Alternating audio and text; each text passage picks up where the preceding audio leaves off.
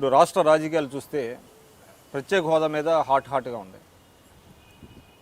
మీకు తెలుసు అంటే గత కేవీపీ రామచంద్రరావు గారు పెట్టిన బిల్లు మీద దాదాపుగా బీజేపీ వాళ్ళు తెలుగుదేశం వాళ్ళు కార్నర్ అయ్యారు.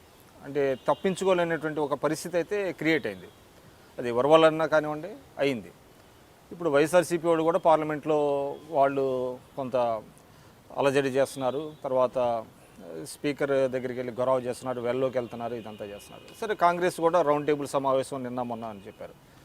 అయితే ఇది ఎంతవరకు సక్సెస్ అవుతుందంటారు? ఇప్పుడు యాక్చువల్గా ప్రత్యేక హోదా కోసం ప్రైవేట్ మెంబర్ బిల్లు అవసరం లేదు. యాక్చువల్గా చట్టం అవసరం లేదు. ఇది ఓన్లీ ఎగ్జిక్యూటివ్ ఆర్డర్. ఇప్పటి వరకు 11 రాష్ట్రాలకు ప్రత్యేక హోదా ఉంది. ఈశాన్య రాష్ట్రాలు 7, జమ్మూ కాశ్మీరు, హిమాచల్ ప్రదేశ్, ఉత్తరాంచల్ అండ్ సిక్కిం. ఈ 11 రాష్ట్రాలకు ఏ రాష్ట్రానికి కూడా చట్టము ద్వారా రాలేదు, బిల్లు ద్వారా రాలేదు, కేవలం ఎగ్జిక్యూటివ్ ఆర్డర్. ఈవెన్ 2003లో వాజ్పేయి గారు ప్రధానమంత్రిగా ఉన్నప్పుడు ఉత్తరాఖండ్ కూడా కేవలం ఎగ్జిక్యూటివ్ ఆర్డర్ ద్వారా ఇవ్వడం జరిగింది. అందుకోసమే కాంగ్రెస్ పార్టీ చట్టంలో దీన్ని పెట్టలేదు. చట్టంలో మిగతా పోలవరం పెట్టాము, అన్నీ పెట్టాము, కానీ ఎందుకు పెట్టలేదు అంటే ఎగ్జిక్యూటివ్ ఆర్డర్ కాబట్టి పెట్టలేదు. అది బీజేపీ వాళ్ళకు తెలుసు కాబట్టే 2014 ఫిబ్రవరి 20న ఆనాటి ప్రధానమంత్రి మన్మోహన్ సింగ్ గారు పార్లమెంటులో ప్రకటన చేసినప్పుడు చట్టంలో లేదని వెంకయ్యనాయుడు గారికి, బీజేపీ నాయకులు అరుణ్ జైట్లీకి అందరికీ తెలిసి కూడా వాళ్ళకు చట్టం అవసరం తెలుసు కాబట్టి. అంటే మీరు ఇప్పుడు చెప్తున్నారు మీరు చట్టం అవసరం లేదు, ఎగ్జిక్యూటివ్ ఆర్డర్ పెట్టాలనేది. కానీ కాంగ్రెస్ అధిష్టానం కానివ్వండి, జయరాం రమేష్ గారు కానివ్వండి, ఈవెన్ ఒక మన్మోహన్ సింగ్ గారు కూడా ఆ ప్రకటన చేయొచ్చు కదా, దీనికి అవసరం లేదనేది. ఎందుకంటే అనేక సార్లు చెప్పడం జరిగింది. ఇది వాళ్ళు పార్లమెంట్లో ప్రకటన చేసినప్పుడు వెంకయ్యనాయుడు గారు 5 ఏళ్ళు కాదు 10 ఏళ్ళు కావాలని అడిగినప్పుడు చట్టం లేదని తెలుసు కాబట్టి చట్టం అవసరం లేదని తెలుసు కాబట్టి ప్రకటన మీదనే డిస్కషన్ జరిగింది. దాని తర్వాత మేనిఫెస్టోలో పెట్టేటప్పుడు చట్టంలో లేదని తెలుసు వాళ్ళకు, ఓన్లీ ప్రకటన మాత్రమే చేశారని చెప్పేసి. మేనిఫెస్టోలో కూడా వాళ్ళేమో 5 ఏళ్ళు ఇస్తామని చెప్పారు, ప్రకటన చేశారు. మేము అధికారంలోకి వచ్చే 10 ఏళ్ళు అని చెప్పేసి చెప్పడం మేనిఫెస్టోలో పెట్టారు. తర్వాత అంతటితో కాకుండా తిరుపతిలోను, విశాఖపట్నంలోను ఎలక్షన్ మీటింగులో ఈ పక్క మధ్యలో వచ్చేసి మోడీ గారు, ఈ పక్క వెంకయ్యనాయుడు గారు, చంద్రబాబు నాయుడు గారు. మా వెంకయ్యనాయుడు గారు 2014 ఫిబ్రవరి 20న రాజ్యసభలో ఏమడిగారో అవన్నీ తూచా తప్పకుండా అమలు చేస్తామని చెప్పేసి మోడీ గారు చెప్పారు. కాబట్టి వాళ్ళందరికీ తెలుసు ఇది ఓన్లీ ఎగ్జిక్యూటివ్ ఆర్డరే, చట్టం అవసరం లేదని. కానీ వాళ్ళు అధికారంలోకి వచ్చిన తర్వాత ఇది ఎగ్గొట్టే దానికోసం సాకులు వెతుకుతున్నారు.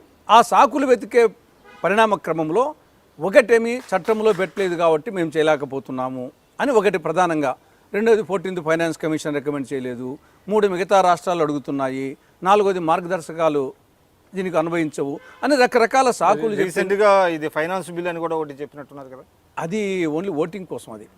కాబట్టి ఈ నేపథ్యంలో మేము మళ్ళీ చెప్పాము, ఇది బిల్లు అవసరం లేనప్పటికీ మీరు చట్టం లేదంటున్నారు కాబట్టి మీకు 2 ఏళ్ళ టైం ఇచ్చాం, మీరు పెట్టండి మేము సపోర్ట్ చేస్తామని చెప్పాం. అయినా మీరు పెట్టలేదు. ఇంకా మాకు అవకాశం ఉండేది ఏమి, మేము గవర్నమెంట్లో లేం కాబట్టి మాకు రీజన్ ఏమంటారు? ఇదంతా మనం చూస్తూ వచ్చాం 2 ఏళ్ల నుంచి, ఇటు వాద ప్రతివాదనలు, వాళ్ళు విమర్శలు, వీళ్ళ విమర్శలు. అయితే ఒక టైట్ కార్నర్కి అయితే ఇప్పుడు వచ్చినటువంటి పరిస్థితి కనపడుతున్నది. ఇప్పుడు అరుణ్ జైట్లీ గారి మీదను ఆల్రెడీ మోడీ గారి మీద కొంత ప్రెషర్ తీసుకొస్తున్నారు. ఇది వెంకయ్యనాయుడు గారు కానివ్వండి, మిగతా వాడు కూడా. ఏంటి రీజన్ ఎందుకని అంటారు? ఎందుకు ఇవ్వటం లేదు? అంటే మిగతా రాష్ట్రాలు ఇదే డిమాండ్ వస్తుంది, ఇటువంటిది ప్రత్యేక హోదా కావాలని అంటారు. అది కానే కాదు. మోడీ గారి మోసగారితనము, అహంభావము, చంద్రబాబు నాయుడు గారి చేతగానితనమే కారణం తప్ప ఇంకా మిగతా రాష్ట్రాలు అడిగేట్టుకంటే గతంలో పార్లమెంటులో అన్ని పార్టీలు ఉన్నాయి. ఇప్పుడు నిన్న వచ్చేసి ప్రైవేట్ మెంబర్ బిల్లు మీద అన్ని రాష్ట్రాలు, అన్ని పార్టీలు దానికి ఏమని చెప్పాయి. ఇంకా ఆ ఒక్కటి చాలు. మీరే అడిగారని రేపు వచ్చేసి వేరే రాష్ట్రాలు అడిగితే మన పార్లమెంట్లో మీరే కదా చెప్పింది ఆ రాష్ట్రానికి ఏమని చెప్పేసి ఆంధ్రప్రదేశ్కు, మరి ఆ రోజు అడగకుండా ఈరోజు ఎట్లా అని చెప్పేసి వాళ్ళ మీదనే వేయచ్చు. కాబట్టి వేరే రాష్ట్రాలు దానికి ఇష్యూ కాదు.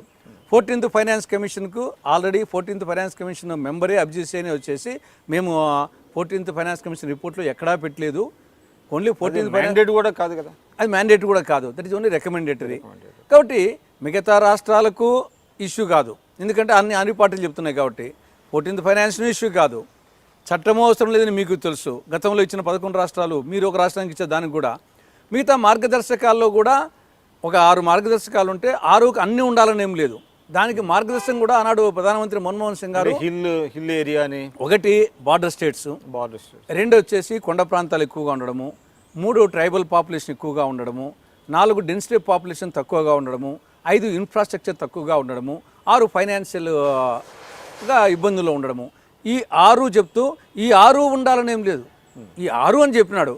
దానికి మన్మోహన్ సింగ్ గారు అన్నిటికీ సమాధానంగా ఆ రోజు ప్రకటన చెప్పారు.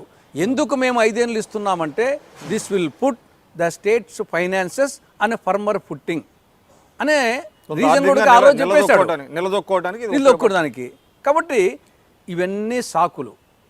ఏదో సామెత ఉంది, కుక్కలు చెప్పులు వెతుకును, నక్కలు బొక్కలు వెతుకును, బీజేపీ నాయకులు సాకులు వెతుకును సుమతి అన్నట్లు ఆ సాకుల కోసం ఈయన్ని పెట్టారు. ఆ సాకుల్లో ఒక సాకు చట్టం. అందుకోసం వచ్చేసి మీరు పెట్టేదానికి అవకాశం ఇచ్చాము 2 ఏళ్ళు, మీరు పెట్టలేదు. మాకు ఉండే అవకాశం వచ్చేసి ప్రైవేట్ మెంబర్ బిల్, మేము అధికారం లేము కాబట్టి మేము పెడుతున్నాము, మీరు సపోర్ట్ చేయండి అని. దానికి ఇప్పుడు వాళ్ళు ఇది కుర్తిలో పడ్డ పరిస్థితి. మీరు చూస్తున్నారు ఐ డ్రీమ్ న్యూస్ని. మీరు చూస్తున్నది ఐ డ్రీమ్ న్యూస్. అంటే కళలని నిజం చేస్తూ ప్రజలకి నిజాలని కళల ద్వారా తీసుకొచ్చే ఐ డ్రీమ్కి మై బెస్ట్ విషెస్. మీరు చూస్తున్నది ఐ డ్రీమ్ న్యూస్. మీరు చూస్తున్నారు I dream channel. For more videos, please subscribe I Dream.